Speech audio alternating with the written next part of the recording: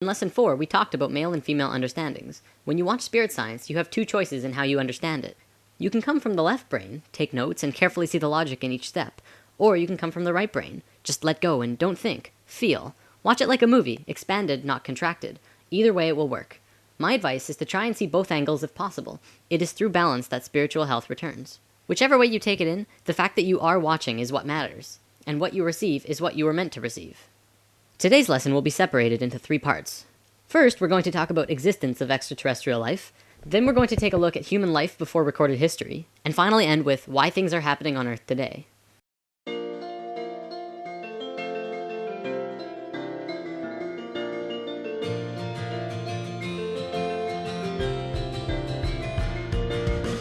Part 1.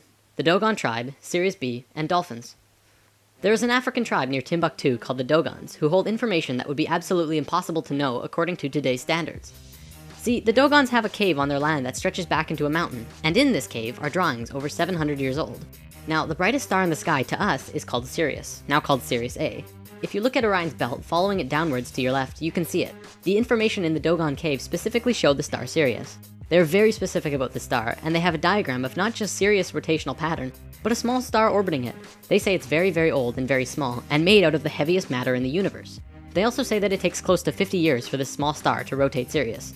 Astronomers were able to validate the existence of the secondary star, now called Sirius B, in 1862, and only about 30 years ago could they validate the rest of this information. The way that stars work, when they get really old, they have 2 options. They can go supernova, or it can blow up as a red giant, cause an explosion, and slowly collapse into a white dwarf. Sirius B is a white dwarf, which corresponds with what the Dogons say. White dwarfs are the smallest star type, estimated to weigh approximately 1.5 million tons per cubic inch. Black holes aside, that would surely seem to be the heaviest matter in the universe, or at least incredibly close. The Dogons were right on every aspect. Not only that, but when checking the rotational pattern of Sirius B around the larger star Sirius A, they found it to be 50.1 years. Now, this could not be a coincidence at all. It's just too close, too factual. Yet, how did an ancient primitive tribe know such detailed information about a star that could really only be measured in the last 30 years? And that's not all they knew. They also knew about the other planets in their solar system, including Uranus, Neptune, and Pluto. They knew exactly what these planets looked like when you approach them from space, let alone from Earth. They knew about red and white blood cells, and had all kinds of physiological information about the human body. All of this from a primitive tribe. Naturally, a team of scientists went to the Dogons and asked how they knew all this. This was probably a mistake to these researchers, because if they accepted that the Dogons really have this information, then by default they must accept how they got it. The Dogons told them that a drawing on the cave wall showed them. The drawings show a flying saucer in its familiar shape coming out of the sky and landing on 3 legs. Then it shows the beings in the ship going into water and coming up to the edge of the water. These beings looked very much like dolphins. In fact, maybe they were dolphins, but we don't really know for certain. Then they started communicating with the Dogons. They described where they came from and gave the Dogon tribe the information. Here's another thing the Dogons knew. This little drawing was on the walls, but the scientists didn't know what the heck it was, until computers calculated the orbits of Sirius A and B. As seen from Earth, this pattern shown in the cave is identical to the pattern of Sirius B moving around Sirius A in a time frame between the years 1912 and 1990. These 2 times are actually kind of important. 1912 was the first year when we began communication with the Greys, and in 1990, a specific electromagnetic grid around the planet was formed. But we'll have to look at that later once we go over some other stuff first. Another thing about this rotation, it's the exact same rotational movement of DNA. Part 2. How old is the Sphinx? This is probably one of the most important discoveries on the planet ever. The first one to really discover this was R.A. Schwaller de Lubitz. He is a famous Egyptian archaeologist who has written many books. He and his stepdaughter, Lucy Lamy, have demonstrated a profound understanding of sacred geometry and Egyptian culture. Now, on the Sphinx there are wear and cut patterns that are totally different from the patterns on other buildings in Egypt. Toward the back of the Sphinx there are cuts 12 feet deep into the surface. This pattern appears to be smoothed by water, as opposed to all the other buildings and structures built by Egyptians, which are only textured by sand and wind. The last time that there was water in the Egypt area was over 12,000 years ago, at the end of the last ice age. Scientists have determined that after the ice age, the Sphinx took a heavy beating, after which it was encased in sand for about 8,000 years. The face, however, was above the sand and continued to be weathered. The Egyptians didn't build the Sphinx, they merely restored it.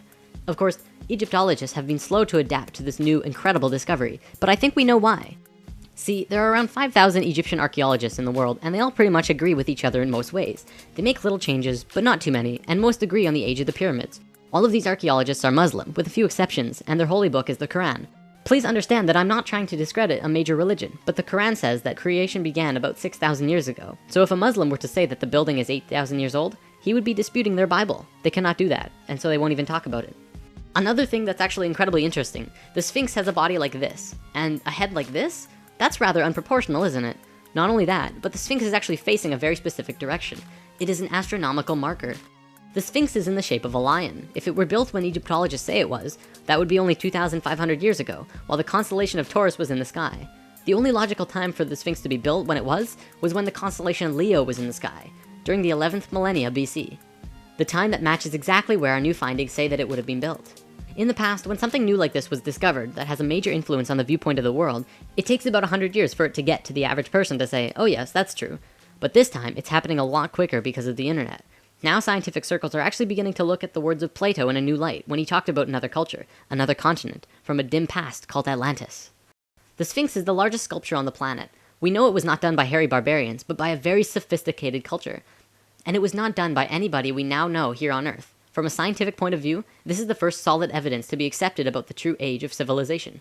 There have been lots of other evidence, but it has kept being put under the table.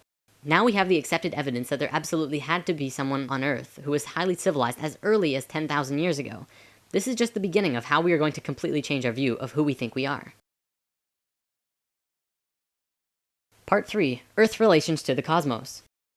We are living in accelerated times. Remember in lesson 1 I said time is speeding up? Let's talk more about that. The following is a fact according to Encyclopedia Britannica. From the time of our oldest known civilization, the ancient Sumerians, around 3800 BC, continuing for almost 6,000 years up to about 1900, a certain number of information was collected.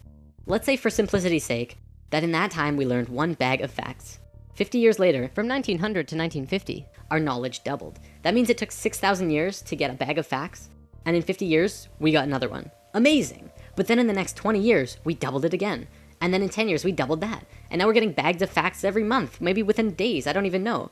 The fact is, things are speeding up monumentally. We're living within a knowledge avalanche. Life on this planet is accelerating faster and faster, obviously culminating in something new and something different. Perhaps just out of the reach of our normal imagination. What does this mean for the world? Why is it happening? Better yet, why is it happening now? Why didn't it happen 1,000 years ago? Or why didn't it wait to happen 100 or 1,000 or 10,000 years from now? It's really important to understand the answer to this question, because if you don't know why this is happening now, then you'll probably not understand what's happening to you in your life or be prepared for the coming changes. Now, the Earth actually has a wobble. Well, it has many wobbles, but the one I'd like to talk about today is the one called the precession of the Equinox.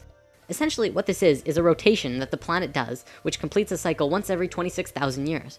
It looks like this and slowly turns on its axis and points to different locations. Science looks at this and says, well, so what? It's just a wobble.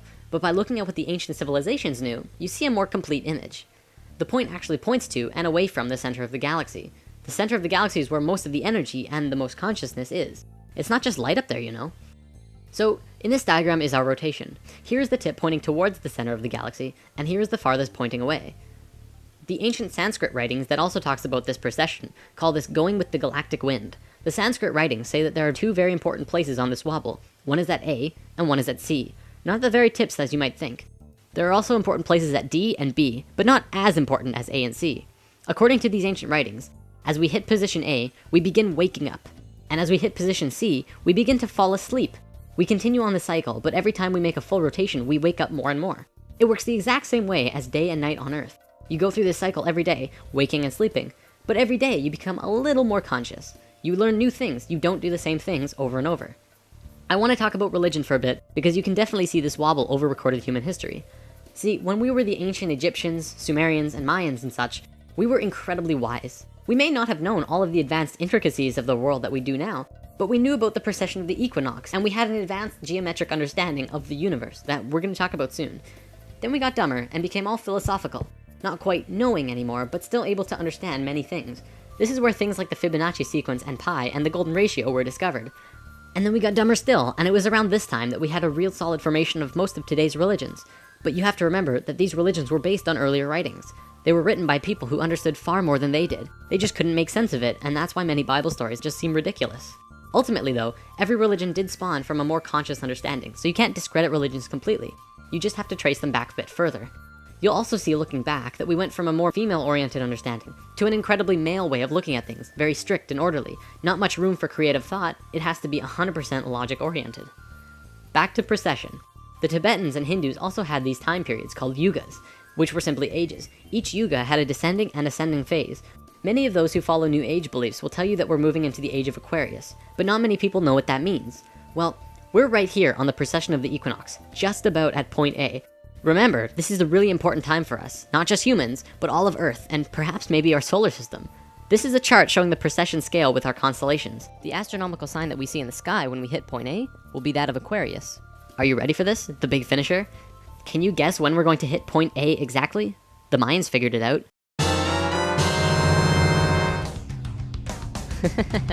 Yep.